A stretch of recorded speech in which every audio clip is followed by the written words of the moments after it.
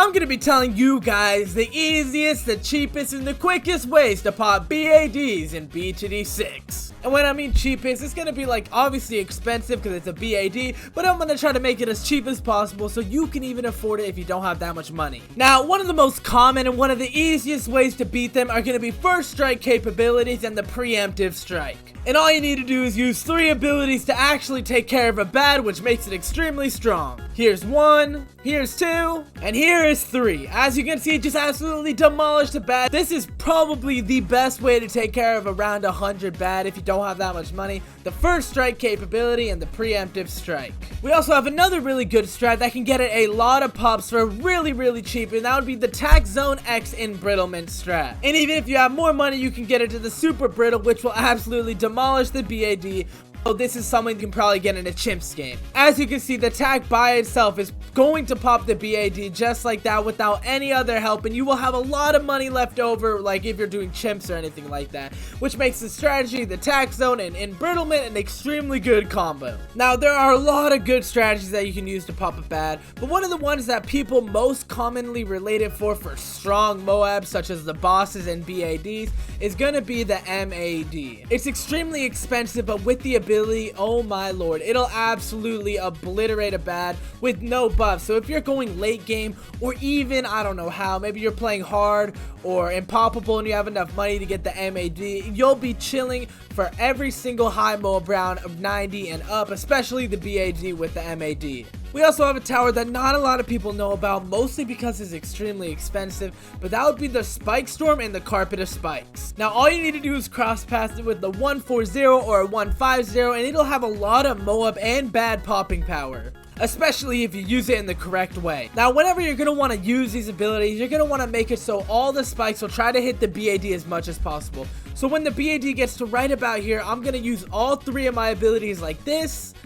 The B.A.D is probably taking up the most spikes on the map, and then I'm going to upgrade one of them into the Carpet of Spikes, buy and resell into another one, buy and resell into another one, if you have the money for that, of course. This is extremely strong because it's just so much spikes all coming out at once, and especially because if you upgrade it into the Carpet of Spikes, sorry I'm gapping so much, but if you upgrade into the Carpet of Spikes, it'll automatically lay spikes all over the track. This is an extremely strong tower for the bosses and the B.A.Ds and Moabs all in general, but it's quite pricey and it's kind of hard to use if you don't know what you're really doing. Another absolutely extremely strong tower that you can use is the Avatar of Wrath.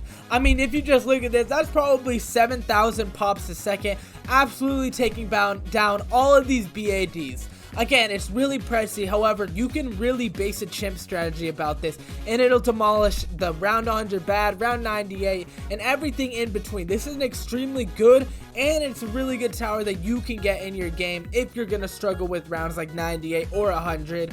Although you're gonna have to base your whole strategy off of it. And I know I was talking about the embrittlement and super brittle earlier, but if you have the extra money and let's say you're going late game, you should always get a super brittle because it'll just make it so every tower that attacks whatever your ice monkey is attacking, it's gonna gain extra damage, and that works for B.A.Ds, which makes this an extremely strong tower all around. There's another tower just like the super brittle, and it's also the glue storm. Whenever you're basically glued by the ability of the glue gunner, it'll make it so whatever monkeys attack it, it'll do extra damage, which makes both of these guys really good against B.A.Ds in high pierce rounds, and it's also really good because these guys are super duper cheap too. And lastly, out of the ones we're going to be talking about today, it's going to be the main Moab and the Cripple Moab. The Cripple Moab, because like all the other monkeys we're talking about, the glue gunner and ice monkey, it does bonus damage when other monkeys attack it. The only problem, it's being really expensive, and it's really only good for those types of balloons like the B.A.Ds. However, the main Moab is extremely good because when you pop the B.A.D, you're going to have a lot of other balloons to deal with, and this guy will really help you clean up because of its stuns. But before this video ends, I obviously have to give my shoutouts because you guys are my fans, and I don't even know what word. I just want to thank you guys. So for YouTube, I want to shout out ManMac1002 and Dominic Cassie Kevius 1919 for commenting Super Monkey on my YouTube video.